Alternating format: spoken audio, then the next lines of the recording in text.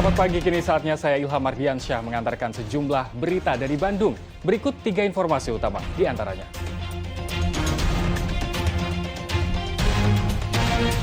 Penularan COVID-19 di berbagai wilayah di Jawa Barat terus meningkat.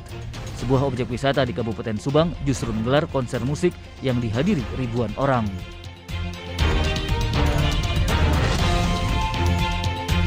Harga eceran tertinggi minyak goreng yang diberlakukan pemerintah pusat belum berdampak di pasar tradisional yang tidak mendapatkan pasokan minyak goreng murah.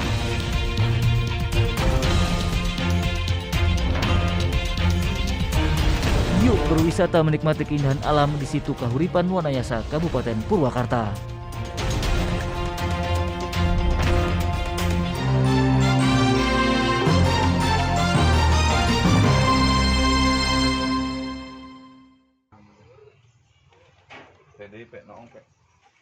Angin kencang disertai hujan deras sepertinya belum selesai menerjang wilayah Jawa Barat.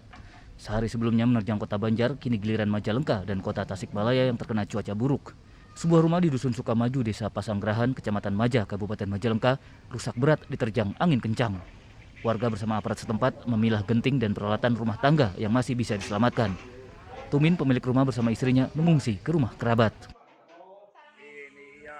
Di kota Tasikmalaya tercatat 5 pohon tumbang dan menutup akses jalan. Yang terbesar adalah di Indihiyang, Jalan Ibrahim Aji. Pohon besar yang sudah tua tercabut dan tumbang menutup jalan, tidak kuat menahan hujan dan angin kencang. Saat kejadian tidak ada kendaraan melintas sehingga tidak ada korban jiwa.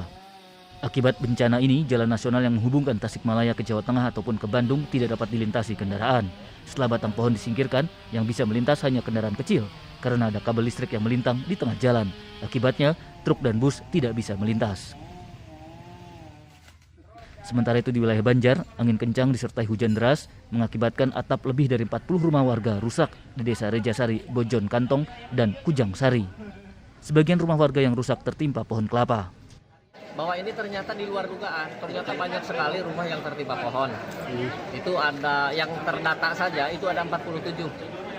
Ada yang di Rajasari, 3 desa nih yang paling parah, Rajasari, Bojong Kantong, dan Kujang Sari. Upaya evakuasi terkendala banyaknya kabel listrik yang tertimpa pohon.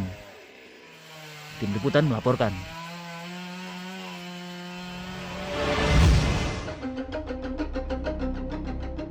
Lima kendaraan terlibat tabrakan beruntun di Jalan Raya Jatinangor, Kabupaten Sumedang. Kecelakaan terjadi saat sebuah mobil yang dikemudikan seorang warga lanjut usia dari arah Sumedang menuju Bandung mendadak menabrak satu minibus putih dan 3 motor yang sedang terparkir. Kecelakaan Pak, beruntun. Nah, beruntun. Ya, 4 motor, 1 mobil. Berapa? 4 motor, 1 mobil. 4 motor sama mobil. Ya, sejauh ini. Oh, 2 sama mobil AA gitu. Iya. Tadi ada korban nggak Kak? Ngelihat? Korban kalau lihat sih ada 2 orang. 2 itu cuman lagi dilarikan ke rumah sakit. Akibatnya 2 korban, ibu dan anak, mengalami luka parah. Kedua korban dibawa ke rumah sakit AMC Bandung. Kan kondisinya dia tengkurap ya, tengkurap gitu. Jadi ininya teh nggak tadi teh pas di ronsen baru kelihatan kalau di sini di bagian wanggulnya ada yang luka, tapi masih bisa digerakin. Kalau ibu? Kalau ibunya tangan, ini tangan sama di sini, sama ibunya juga benjol dari sini ke sini, sama di sini ada lukanya. Menurut polisi, penabrak dan korbannya sepakat melakukan mediasi dan mengganti kerugian yang dialami para korban. Agun Gunawan melaporkan dari Kabupaten Sumedang.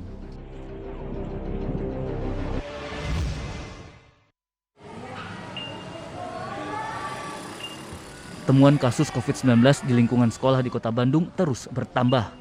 Menurut Dinas Kesehatan Kota Bandung, ada 13 siswa dan 1 guru yang terpapar COVID-19 di 5 sekolah. Temuan ini hasil dari kegiatan tes cepat antigen secara acak di sekolah yang belajar tatap muka. Ada 58 sekolah dari target 60 sekolah yang telah menjalani tes cepat antigen dengan total sampel 2.488 orang, meliputi 2.216 murid dan 272 guru. Namun pemerintah Kota Bandung tidak bisa menghentikan belajar tatap muka karena tidak dibolehkan regulasi pemerintah pusat. Kita tetap mengacu terhadap regulasi pusat ya. Dan kan kita juga barusan kita kan habis lapor ke PPLP kaitan mengenai PPMP. Nah, di PPMP kan masih di bawah 5%. Ya. Itu juga tidak terjadi di kasus di satu sekolah sekian, kan tidak. Itu juga bercecer. Guna mencegah penularan saat belajar tatap muka, setiap sekolah melakukan sejumlah langkah. Salah satunya membatasi hanya 10 murid yang belajar dalam satu kelas. Alhamdulillah di SD Asalam PTMT itu berjalan dengan lancar. Ini kita masih Pak, masih terbatas karena sesuai dengan ketetapan pemerintah kita masuk ke 75%. Akan tetapi karena kita sangat sayang terhadap anak dan kesehatan juga menjadi prioritas, maka kami menyelenggarakannya baru 50%. Saat ini kebijakan pemerintah Kota Bandung adalah hanya menghentikan belajar tatap muka pada rombongan belajar atau ruang kelas yang guru atau muridnya terpapar COVID-19, tidak untuk seluruh sekolah. Muhammad Rizal melaporkan dari Kota Bandung.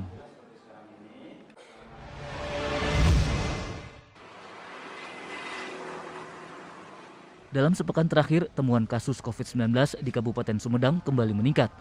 Setelah sempat mencapai 0 kasus hingga Selasa malam, Dinas Kesehatan Kabupaten Sumedang mencatat 37 orang terpapar COVID-19. 4 orang dirawat di Rumah Sakit Umum Daerah Sumedang dan masih menunggu hasil lab untuk mengetahui varian virus corona.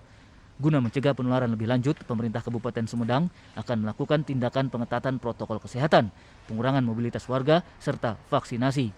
Saat ini capaian vaksinasi COVID-19 di Sumedang bagi warga lanjut usia baru 62% atau masih di bawah target. Melakukan langkah-langkah yang lebih progresif dalam rangka yang pertama penegakan protokol kesehatan, tentu berjenjang tingkat kecamatan, desa sampai RW RT. Yang keduanya optimasi untuk pelaksanaan vaksinasi. Hal serupa juga terjadi di Kabupaten Garut. Temuan kasus positif COVID-19 mulai merambah ke lingkungan sekolah yang melaksanakan belajar tatap muka. Dari penelusuran kontak erat, 1 kasus COVID-19 pada pelajar SMK ditemukan 5 orang terpapar COVID-19. Temuan 6 pelajar yang positif COVID-19 juga terjadi di SMA swasta di daerah Wanaraja Kabupaten Garut. Kini kedua sekolah ditutup untuk sementara dan kembali belajar daring. Sedangkan sekolah lain masih belajar tatap muka dengan kapasitas 50%. Saat ini tercatat 80 kasus COVID-19 di Kabupaten Garut. 53 orang menjalani isolasi mandiri dan 27 orang menjalani isolasi terpusat di Rumah Sakit Umum Dr. Slamet.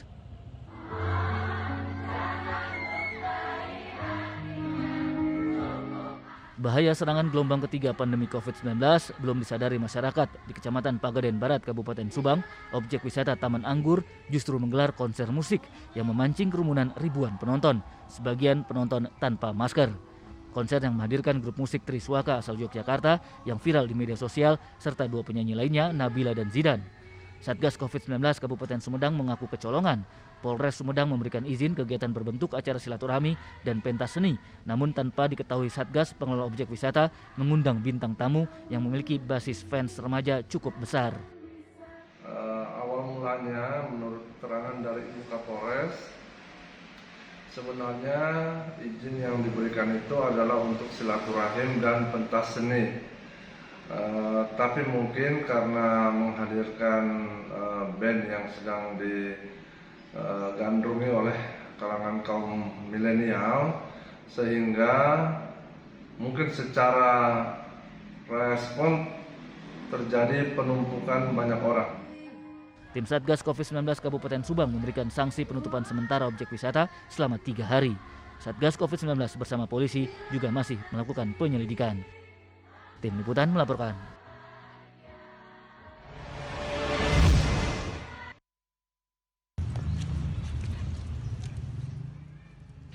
Dede Binyana, tersangka korupsi dana desa, ditangkap aparat Polres Sukabumi karena dituduh telah menyelewengkan dana desa sebesar lebih dari 685 juta rupiah selama 3 tahun, mulai dari 2018 hingga 2020 untuk kepentingan pribadi. Salah satunya dana bantuan dari Provinsi Jawa Barat tahun 2019 untuk membeli mobil ambulans yang digunakan Dede untuk membeli 1 unit mobil minibus yang ia pergunakan untuk kepentingan keluarganya. Modusnya adalah tidak melakukan kegiatan namun tetap dibuatkan laporan. Jadi kerugian negara tahun 2018 dana desa sebesar 240 juta, tahun 2019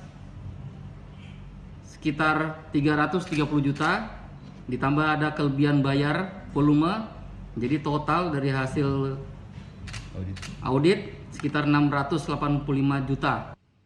DD dijerat pasal 2 dan pasal 3 Undang-Undang RI nomor 31 tahun 1999 dan Undang-Undang RI nomor 29 tahun 2001 tentang pemberantasan tindak pidana korupsi dengan ancaman paling lama 20 tahun penjara.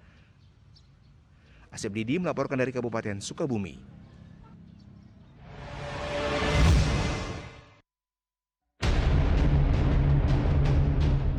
Pencurian motor di sebuah rumah kos Komplek Giri Asih, Majalengka Wetan, Majalengka terekam CCTV.